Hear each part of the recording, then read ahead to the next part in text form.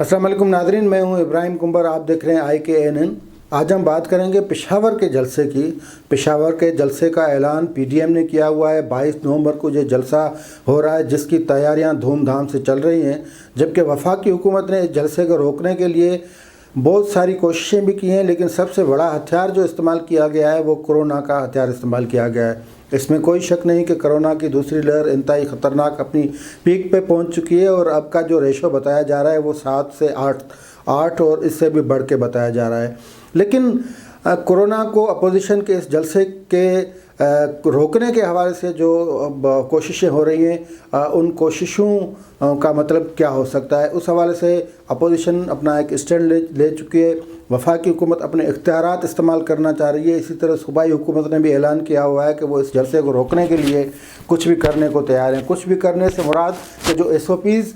तैयार की गई हैं या जो SOPs पर बना कानून बनाया गया है, उस हवाले से वो अपोजिशन के ख़िलाफ़ कार्रवाइयाँ करने के लिए मुकम्मल तौर पे तैयार हैं। और सूबाई हुकूमत उस हवाले से न फ़कत इख्तियार इस्तेमाल करने जा रही है, लेकिन उसका ऐलान भी किया गया है। इसी तरह वफाकी हुकूमत की सारे वज़ीर या मुशीर और तर्जमान, इवन वज़ीर-ए-आज़म ख़ुद चाहते हैं कि ये जलसा ना हो। आज इंफॉर्मेशन मिनिस्टर ने प्रेस कॉन्फ्रेंस करते हुए ये कहा कि अपोजिशन का मकसद आम लोग जो है उनको नुकसान में डालना है। अगर कोई नुकसान हुआ, यानी को कोरोना फैल गया, तो उसके ज़िम्मेवार अपोजिशन होगी। अपोजिशन का मतलब PDM की सारी क़यादत होगी। लेकिन उसके बरक्स अगर हम देखें तो यही हुकूमत थी जो हुकूमत ख़ुद जलसे कर रही थी, और तब से कर रही थी जब ये कोरोना का जो दूसरा फेज़ आया, वो पीक पे पहुंच चुका था। और हर मीटिंग जो इस्लामाबाद में सरकारी मीटिंग हुआ करती थी, उसमें ये कहा जाता था कि कोरोना अपनी पीक की तरफ जा रहा है और बहुत नुकसान बढ़ने का खदशा है, इसलिए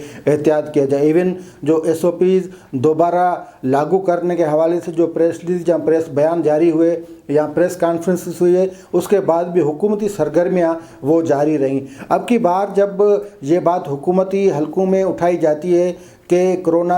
जब कोरोना की दूसरी लहर आई, उसके बावजूद हुकूमती सरगर्मियाँ जारी थी, लेकिन गुजरांवाला का जो जलसा हुआ 16 अक्टूबर को, उस हवाले से हुकूमत ने ये गाइडलाइन जारी की या ये हिदायतनामा जारी किया कि जो जलसा नहीं होना चाहिए, क्योंकि कोरोना जो है वो बढ़ रहा है। अपोजिशन का जब जलसा आता है तो कोरोना की बात होती है, लेकिन उसी के बरक्स जब हुकूमत कोई सरगर्मी करती है, फ़र्ज़ करें सवात में वज़ीर-ए-आज़म ने एक बहुत बड़ा जलसा किया, उससे पहले कोरोना की कोई बात नहीं होती। गिलगित बल्तिस्तान में जहां अपोजिशन अपने जलसे या इंतखाबी मुहिम चला रही थी, उससे भी बढ़ के हुकूमत के जो वज़रा थे वो वहाँ पे मसरूफ़ रहे, और सबसे बड़े या अहम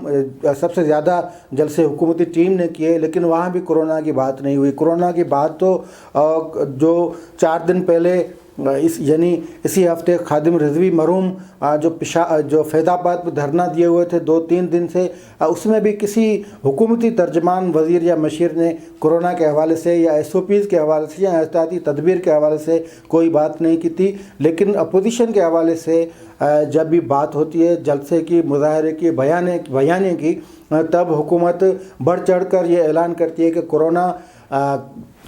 कोरोना फैल रहा है और हुकूमत अपोजिशन जो है वो कोरोना फैलाने में किरदार अदा कर रही है।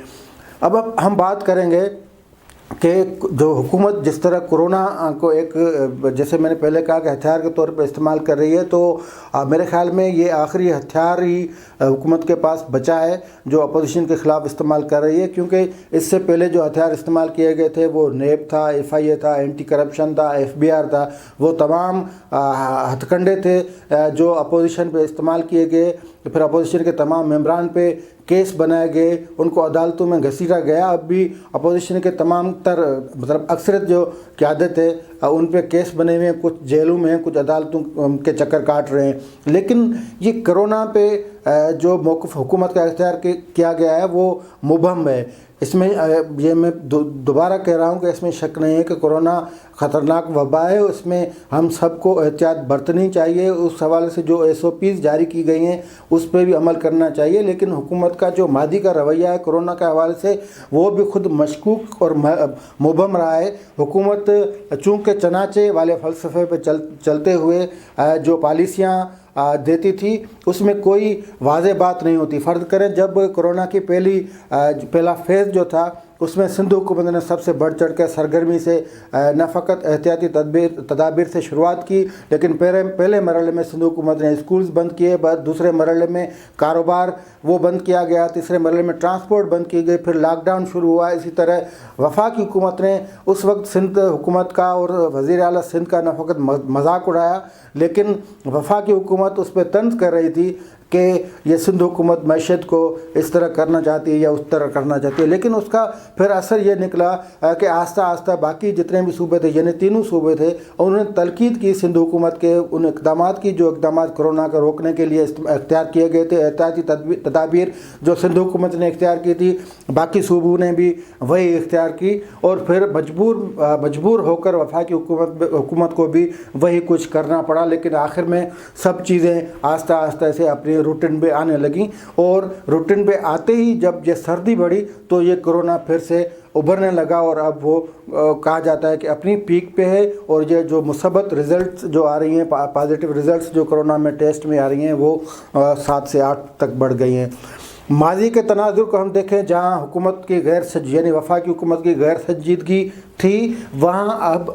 اگر ہم آج بھی دیکھتے ہیں تو کوئی واضح پالیسی نہیں ہے۔ واضح پالیسی اسی لیے نہیں ہے کہ وفاقی حکومت کہتے ہیں، جو وفاقی حکومت یا وزیر اعظم کہتے ہیں کہ کوئی کاروبار بند نہیں ہوگا،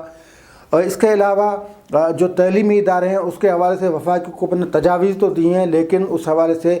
مطلب آج کی تاریخ تک کوئی فیصلہ نہیں ہوا۔ اسی طرح جو آفیسز ہیں اس میں SOPs تو اپنی جگہ، لیکن ان SOPs پہ اسی طرح عمل نہیں ہو رہا۔ کاروبار یا مارکیٹس جو ہیں ان میں سے کچھ بھی نہیں بند کیا گیا، مدارس اسی طرح کھلے ہوئے ہیں، مسجدوں میں اسی طرح اجتماعات ہو رہے ہیں۔ شادی ہالز کے حوالے سے جو فیصلہ کیا گیا کہ 300 سے زائد جو ہے وہ لوگ مطلب باہر بیٹھ سکتے ہیں، اندر نہیں بیٹھ سکتے، یا کسی بھی اجتماع کے حوالے سے یہ شرط لگا دی گئی ہے کہ 300 سے زیادہ لوگ اکٹھے نہیں ہو سکتے۔ یہ بات سمجھنا ضروری ہے کہ کیا وہ 300 جو لوگ ہیں کیا ان میں کرونا نہیں پھیل سکتا، یا جو لوگ مساجد میں آتے ہیں یا مذہبی مقامات پہ آتے ہیں، یا ایون گلگت بلتستان میں جو وفاقی حکومت جلسے کر رہی تھی، ایون وزیر اعظم یا وفاقی حکومت کے جو اہم عمل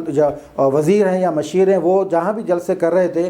کیا ان جلسوں میں کرونا نہیں آنا تھا یا نہیں آ رہا تھا؟ اب فقط اور فقط پشاور کا ہی جلسہ رہ گیا جس میں کرونا نے آنا ہے۔ تو بات یہ سمجھنے کی یہی ہے کہ وفاقی حکومت کے حوالے سے جو پیپلز پارٹی کی رہنما شیری رحمان کا بیان ہے، وہ بیان کچھ قدر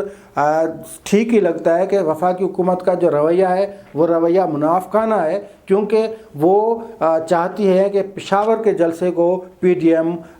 منسوخ کر دے، فقط اور فقط اس لیے کہ کرونا ہے، لیکن اصل اس کے بعد پیچھے یہ ہے کہ وفاقی حکومت ایسے تمام اجتماعات جس میں پبلک بڑے شوق سے آتی ہیں ان سے گھبرا گئی ہے۔ گھبرانے کا وقت وفاقی حکومت کے لیے یا وزیر اعظم کے لیے اس لیے آیا ہے کہ پبلک جوک در جوک آتی ہے ان جلسوں میں، اور PDM کا جو بیانیہ ہے اس بیانیے کو پبلک جو ہے وہ قبول کر چکی ہے، اور سب سے بڑا ڈر جو وفاقی حکومت کو اس پبلک ماسز اور عوام سے ہے جو حکومت کے خلاف راستوں پہ نکل آئی ہے۔